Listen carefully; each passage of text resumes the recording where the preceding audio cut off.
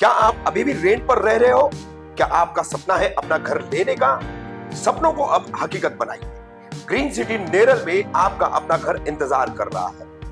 17.5 एकड़ की बड़ी जमीन पर बन रहा है प्रधानमंत्री आवास योजना टाउनशिप प्रोजेक्ट, जिसमें मिलता है रुपीज 2.5 लाख की सब्सिडी और जीरो स्टैंप ड्यूटी। ये मौका है जो जिंदगी बदल देगा। सिर्फ 14.99 लाख में आपका अपना घर नेरल स्टेशन से वॉकिंग डिस्टेंस पर, और ये सब 100+ एमिनिटीज, स्कूल और हॉस्पिटल के साथ, जो आपको और आपके परिवार को एक बेहतर जिंदगी देने का वादा करता है। तो अपने रेंट के चक्कर से निकलिए और अपने सपनों का घर खरीदिए। आज ही कॉल करें। अब सपना नहीं, हकीकत बनाइए अपना घर।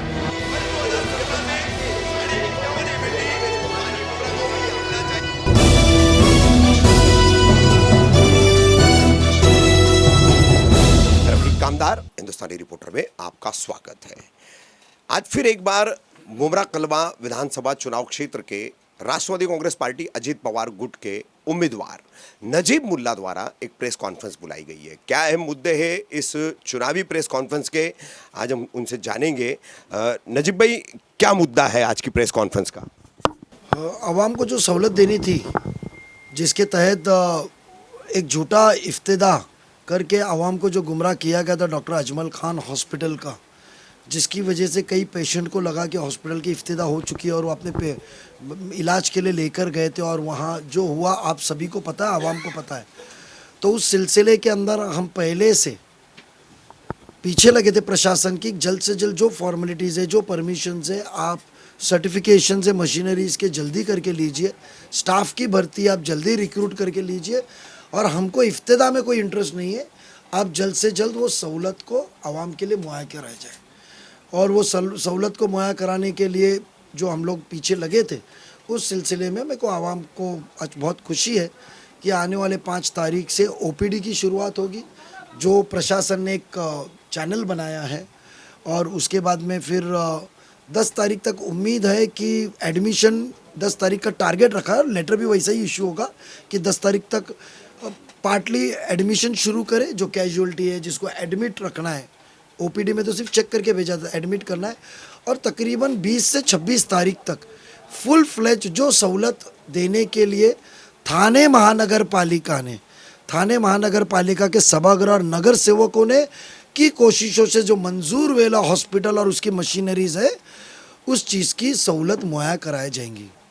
उस सिलसिले में हमने आज प्रेस कॉन्फ्रेंस ली कि आवाम को कुछ दिनों में राहत मिलेंगी और सहूलत शुरू होगी, क्योंकि हमारी यही सोच थी, खासदार श्रीकांत जी शिंदे साहब की यही सोच थी कि हमें इफ्तिदा में कोई इंटरेस्ट नहीं है। जिसने किया, झूठा किया, सच्चा किया, वो आवाम जाती है।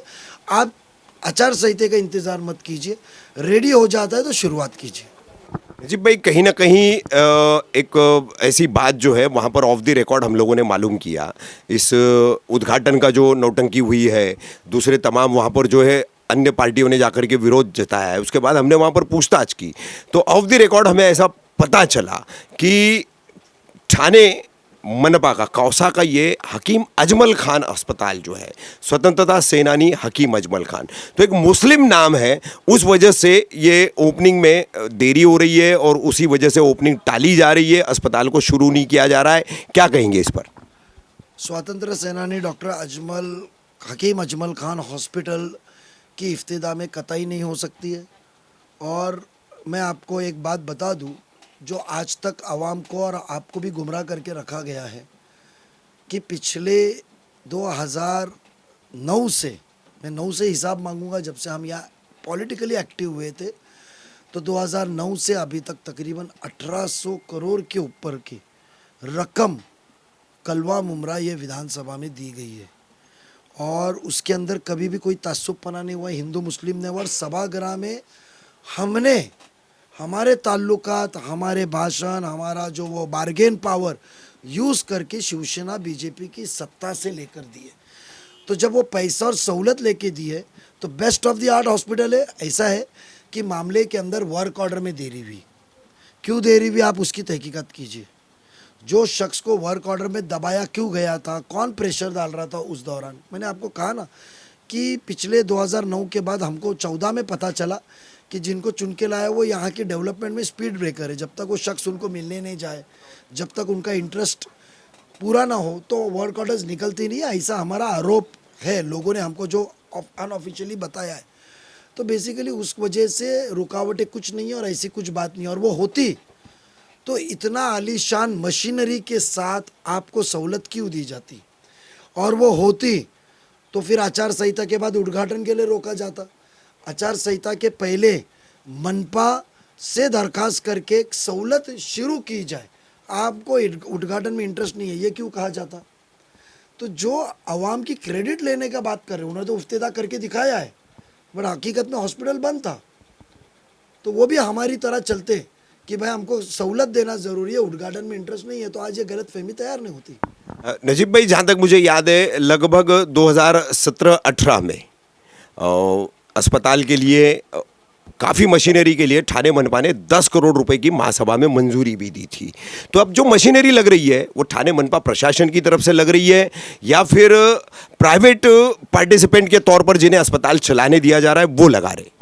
देखो, जो मशीनरी के लिए पैसे दिए थे ना, वो हमने आपके सामने एतराज़ जताया और इंशाल्लाह ताला आचार संहिता के बाद हम शुरू करेंगे। हमने जो मशीनरीज दी थी, जो 3 साल से तकरीबन NICU, जो छोटे बच्चे की पेटी कहा जाता है, जिसका सादे से सादा हॉस्पिटल में मिनिमम पर डे 8,000 रुपये एक पेटी का अखराजात होता है। 8,000 रुपये अखराजात एक पेटी का होता है। हमने 10 पेटी लाए, तकरीबन 70-80 करोड़ रुपए आवाम को भरना पड़ा। 3 साल पहले डॉक्टर्स दिए होते तो शुरू होती, तो हमने वो सब मशीनरी के लिए दिया था। ये जो मशीनरीज के जो हमने टेंडर्स दिए हुए, ये मशीनरीज टोटल प्राइवेट ऑपरेटर्स की तरफ से आई है। कॉरपोरेशन ने उसको सबलेट किया, कॉरपोरेशन ने उसको ऑपरेटर्स के थ्रू ऑल गवर्नमेंट योजना के लिए आपके सामने लाया है।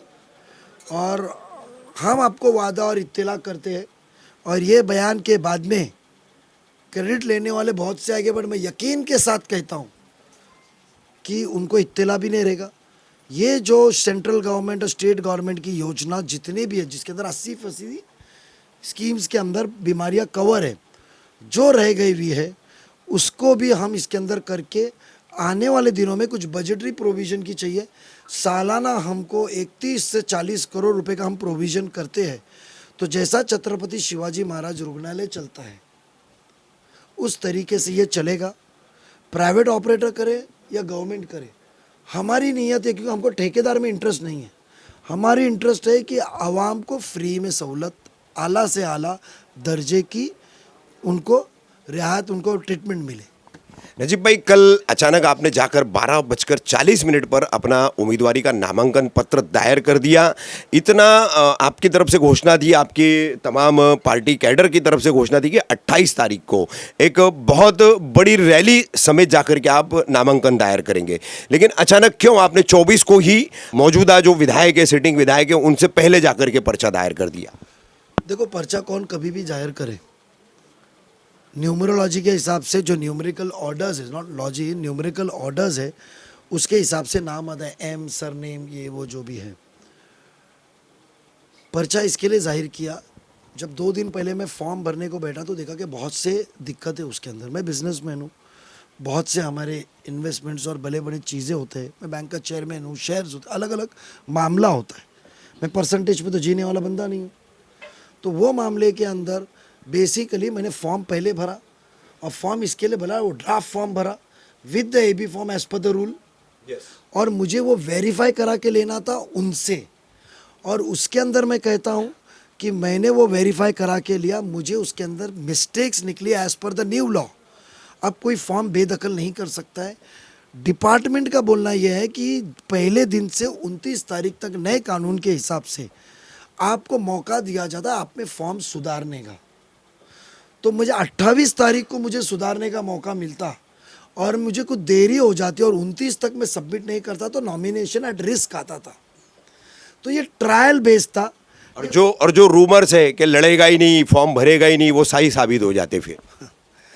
यस, कि ये मैनेज है, क्योंकि आपको पता है सबसे पहला तो अल्हम्दुलिल्लाह अल्लाह ताला ने मदद नाजिल फरमाई, और इसके लिए मैं मुमरा कौसा के अवाम का शुक्रगुजार हूँ कि मुझे एक बात बोलिए, जो शख्स, जो आमदार साहब हमारे साबिक नेता, वो कहते थे कि मैं वो शख्स का नाम ही नहीं लूँगा 23 तारीख तक, तो कल क्यों नाम लिया मेरा? क्योंकि वो कल डर चुके थे जब उनको पता चला कि मेरे 250 रुपये वाली वीडियो वायरल हुई है, उसके एक दिन पहले 250 400 रुपये 350 वाली ऑडियो क्लिप वायरल हो गई है। तो उनको डर था कि लोगों को पता चल गया है कि आवाम नहीं आई है। फिर लोगों ने कहा नासिक भिवंडी थाना से बसेस भर के आए हुए, तो वो डर गए ले थे कि भैया सच आएगा। तो जब नाम नहीं लेने की, क्योंकि उनका पहले से अंदाज है, रात को ट्वीट होता है, सुबह डिलीट होता है, तो वैसा कल रात, वो एक दिन पहले उन्होंने रात को, जब वो एडवोकेट इस्माइल बाजू में खड़े, मैंने देखा कि मैं उस शख्स का नाम नहीं लूँगा, तो कल मेरा नाम क्यों लिए? और कल चिल्ला चिल्ला के आवाम को क्यों कह रहे थे नजीब मुल्ला ने पर्चा भरा, नजीब मुल्ला ने पर्चा भरा? वो गुमराह करना उनकी आदत है। पहले आवाम को गुमराह किए, फिर से आवाम को कर रहे कि नजीब मुल्ला के पर्चे भरने के वक्त आवाम ज़्यादा ना उतरे, वो गुमराह करने की बात है। मैं आपके ज़रिए आवाम से कहना चाहता हूँ कि नजीब मुल्ला आपकी दुआओं और आपके ताकत के साथ आपको शरीक करके ही 28 तारीख को 11 बजे के बाद फॉर्म भरेगा इंशाअल्लाह। नजीब भाई, टीम नजीब मुल्ला में हाईकोर्ट के आदेश के बाद प्रभाग 33 रशीद कंपाउंड श्रीलंका के आपके एक साथी, एक जुझारू नेता राजू अंसारी और उनके परिवार की वापसी हुई है। क्या महसूस कर रहे, क्या फ़ायदा मिलेगा, किस तरह से आपकी चुनावी रणनीति मजबूत होगी? देखो, मैं एहसान फरामोश नहीं हूँ। मेरे साथ जो जुड़ता है और जो मेरी बात मानता है और मेरे पे यकीन रखता है, वो ज़िम्मा होता है कि मैं उसका साथ दूँ। राजू अंसारी फिर से कोर्ट की ऑर्डर्स रिलैक्सेशन के बाद में, ऑनरेबल कोर्ट के बाद में वो शरीक हो गए, वो सबसे ज़्यादा मुझे खुशी है। क्योंकि वो शख्स है जिन्होंने 2009 में मुझे साथ दिया, वो शख्स है जिन्होंने 2014 में मेरा साथ दिया जबकि कांग्रेस अलग लड़ रही थी।